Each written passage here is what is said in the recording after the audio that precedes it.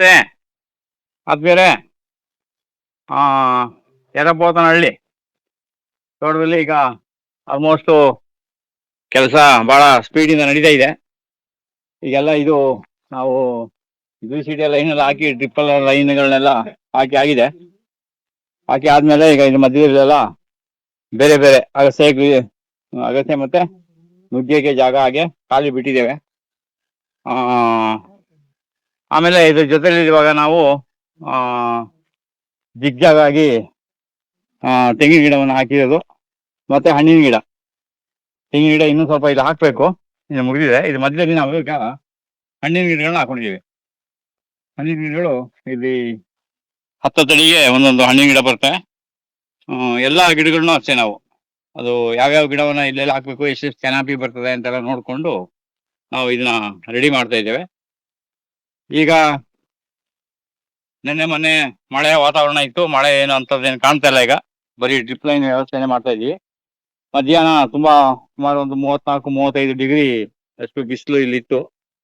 35 degree ಜಾಸ್ತಿ ಅಪ್ಪ, ನಾವು ತಡ್ಕೊಳಕ್ ಆಗಲ್ಲ ಅಂದ್ರೆ ನಮ್ಮ ಪ್ರಜ್ಜರು ಹೇಳ್ತಾರೆ ಇದು ನಮ್ಮ ಬೀದರ್ಗೆ AC ಇದ್ದಂಗೆ ಗುಲ್ಬರ್ಗಕ್ಕೆ ಅಂತ.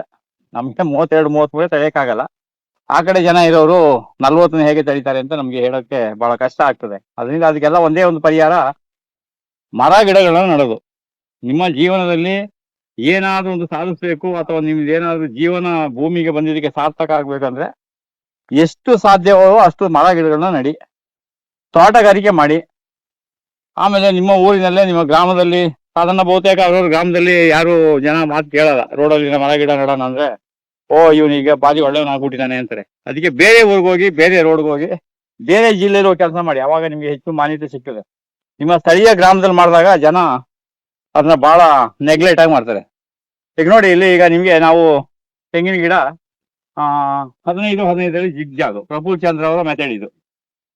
ಈಗ ನೋಡಿ ಇವಾಗ ನಿಮ್ಗೆ ಒಂದು ತೆಂಗಿನ ಗಿಡ ಅಲ್ಲಿಂದ ಸ್ಟಾರ್ಟ್ ಆಗ್ತದೆ. ಇದು ಅಲ್ಲಿಂದ ಅಲ್ಲಿಗೆ 15 ಅಡಿ, ಈ ಗಿಡದಿಂದ ಆ ಗಿಡಕ್ಕೆ 15 ಅಡಿ, ನಿಮ್ಗೆ ಕಾಸಲ್ಲಿ ಹೋದಾಗ ಅದೊಂದು 16.5-17 ಅಡಿ ಬರ್ತದೆ. ಹೀಗೆ ಇದು ಜಿಗ್ಜಾಗ್, ಇದು ತ್ರಿಕೋನ ಆಕಾರದಲ್ಲಿ. ಈಗ ಇದು ಜಿಗ್ಜಾಗ್ ಆಗಿ ಇದು ಬರುತ್ತೆ.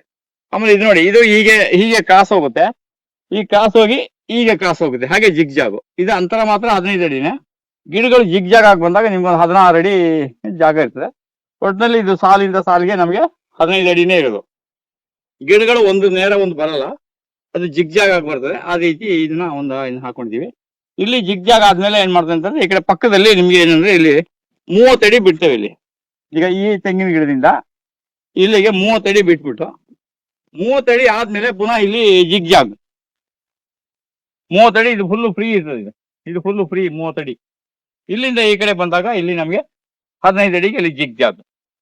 ಈಗ ನೋಡಿ ಅಲ್ಲಿ 15 ಅಡಿಗೆ ಜಿಗ್ಜಾಗ್ ಅಲ್ಲಿ ಆ ತೆಂಗು ಅದು ಹೀಗೆ ಕ್ರಾಸ್ ಬರ್ತದೆ, ಹೀಗೆ ಜಿಗ್ಜಾಗ್ ಆಗಿ ಹೀಗೆ ಹೋಗ್ತದೆ, ಹೀಗೆ ಹೋಗ್ತಾ ಇರ್ತದೆ, ಹೀಗೆ ಜಿಗ್ಜಾಗ್ ಆಗಿ. ಇದು 2 ತೆಂಗಿನ ಗಿಡ ನಿಮಗೆ ಕಾಣಿಸ್ತಾ ಇರ್ಬೋದು, 2 ಲೈನ್ ಇದು ಜಿಗ್ಜಾಗ್ ಆಗಿ ಹೋಗ್ತದೆ.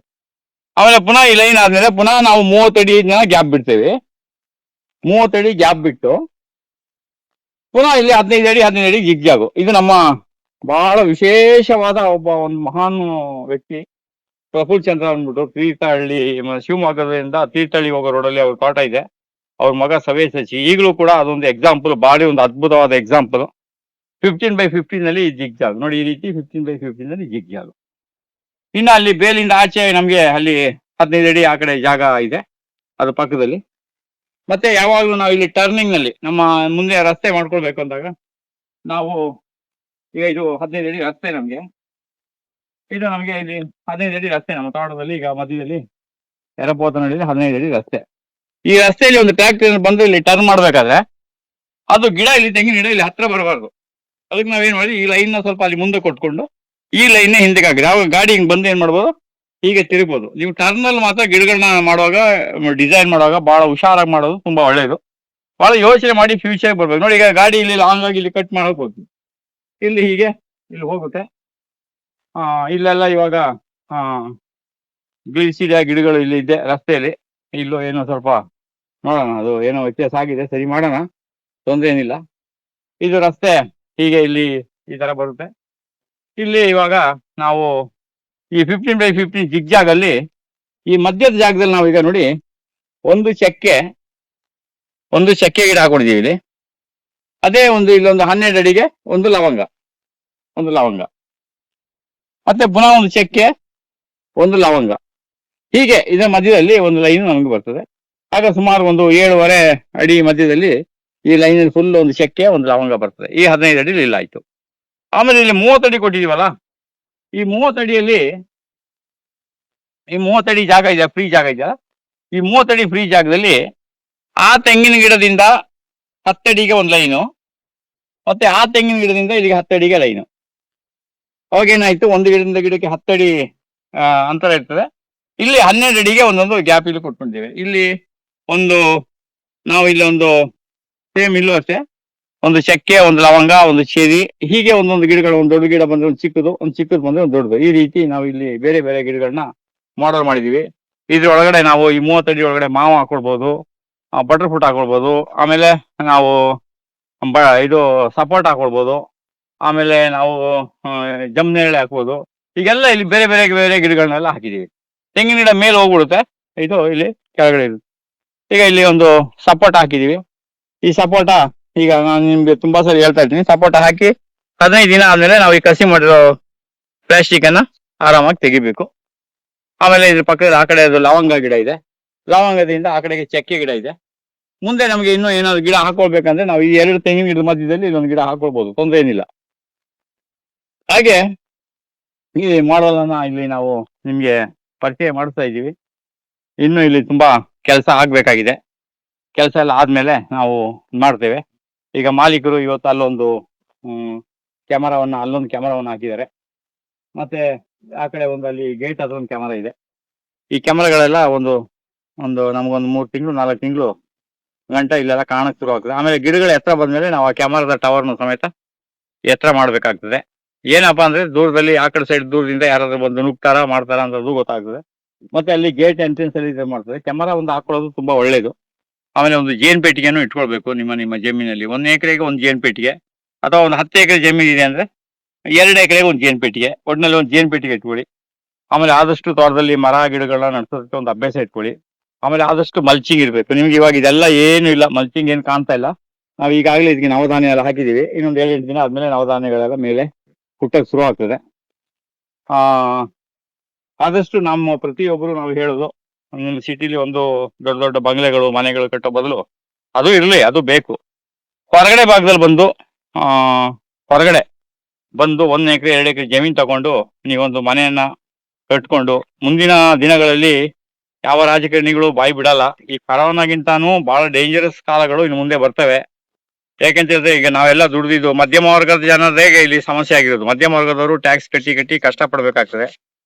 ಅತೀ ಬಡವರು ದೇಶದಲ್ಲಿ ಏನಾಗ್ತದೆ, ಅತೀ ಬಡವರಾಗೇ ಉಳಿದಿದ್ದಾರೆ.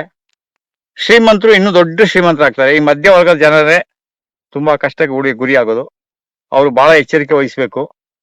1 ಎಕರೆ 2 ಎಕರೆ ತೋಟ ಮಾಡ್ಕೊಂಡು ಮುಂದಿನ ಇದರಲ್ಲಿ ಯಾವುದೇ ಕಂಪನಿ ಆಗ್ಲಿ ಯಾವುದೇ ಸರ್ಕಾರ ಆಗ್ಲಿ ನಮ್ಮನ್ನ ಗಮನಿಸಲ್ಲ. ನಾವುಗಳೇ ನಮ್ಮ ಜೀವನಕ್ಕೆ ನಾವು ಬೇಕಾದಂತ ದಾರಿಯನ್ನ ಕಂಡುಹಿಡ್ಕೊಳ್ಳೋದು ತುಂಬಾ ಒಳ್ಳೇದು. ಎಲ್ಲರೂ ನೀವು ಈ ತರ ತೋಟ ಮಾಡಿ.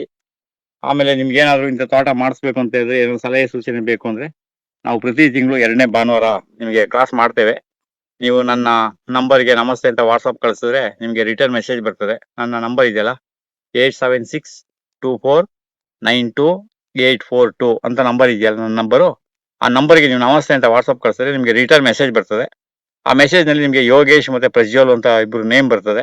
ಅದ್ರಲ್ಲಿ ಯಾರಾದ್ರೂ ಒಬ್ಬರು ನಂಬರ್ಗೆ ನೀವು ಬರೀ ಹಾಯ್ ಅಂತ ನಮಸ್ತೆ ಅಂತ ಕಳಿಸಿದ್ರೆ ನಾನು ಯಾವಾಗ ಸಿಗ್ತೀನಿ, ಏನು ಕ್ಲಾಸ್ ಯಾವಾಗ ಇದೆ ಅಂತ ಹೇಳಿ ನಿಮ್ಗೆ ಎಲ್ಲ ಡೀಟೇಲ್ಸ್ ಬರ್ತದೆ. ಆಮೇಲೆ ನಿಮ್ಗೆ ಅವರು ಲೊಕೇಶನ್, ಡೇಟು, ಟೈಮ್ ಎಲ್ಲ ನಿಮ್ಗೆ ತಿಳಿಸ್ತಾರೆ. ದಯಮಾಡಿ ಎಲ್ಲರೂ ಕೃಷಿಗೆ ಬನ್ನಿ. ಕೃಷಿಯಲ್ಲಿ ನೀವು ಅನೇಕ ಸಂಬಂಧಪಟ್ಟಂತ ನೈಸರ್ಗಿಕ ಕೃಷಿಕರ ಪರಿಚಯ ಮಾಡ್ಕೊಳ್ಳಿ. ಅವ್ರಿಗೆ ಸಂಬಂಧಪಟ್ಟ ಪುಸ್ತಕಗಳನ್ನ ಓದಿ. ಯಾಕೆಂತ ಹೇಳಿದ್ರೆ ಇವತ್ತು ಭೂಮಿಯಲ್ಲಿ ಇಷ್ಟೆಲ್ಲಾ ವಾತಾವರಣ ಕೆಡಬೇಕಾದ್ರೆ ಅದಕ್ಕೆಲ್ಲ ಕಾರಣ ಏನಪ್ಪಾ ಅಂದ್ರೆ ನಾವು ಪರಿಸರದ ಮೇಲೆ ತುಂಬಾ ದೌರ್ಜನ್ಯ ಮಾಡಿದೀವಿ, ತುಂಬಾ ದಬ್ಬಾಳಿಕೆ ಮಾಡಿದೀವಿ. ಅದಕ್ಕೆಲ್ಲ ಒಂದೇ ಒಂದು ಪಶ್ಚಾತ್ತಾಪ ಏನಪ್ಪಾ ಅಂದ್ರೆ ನಾವು ಆದಷ್ಟು ಮರ ಗಿಡಗಳನ್ನ ನೆಡೋದು. ಆಮೇಲೆ ನಾವೆಲ್ಲ ಪ್ರಾಣಿಗಳ ಮೇಲೆ ದಯ ಇಟ್ಕೊಳ್ಬೇಕು. ಮತ್ತೆ ಆಮೇಲೆ ಯಾವಾಗ್ಲೂ ನೀವು ಶಾಂತದಲ್ಲಿರ್ಬೇಕು, ಸಮಾಧಾನದಲ್ಲಿರ್ಬೇಕು. ಅವಾಗ ಮಾತ್ರ ನಾವು ಏನಾದ್ರೂ ಸಾಧಿಸಲಿಕ್ಕೆ ಸಾಧ್ಯ ಆಗ್ತದೆ. ನಿಮ್ಗೆಲ್ಲರಿಗೂ ನಮಸ್ತೆ.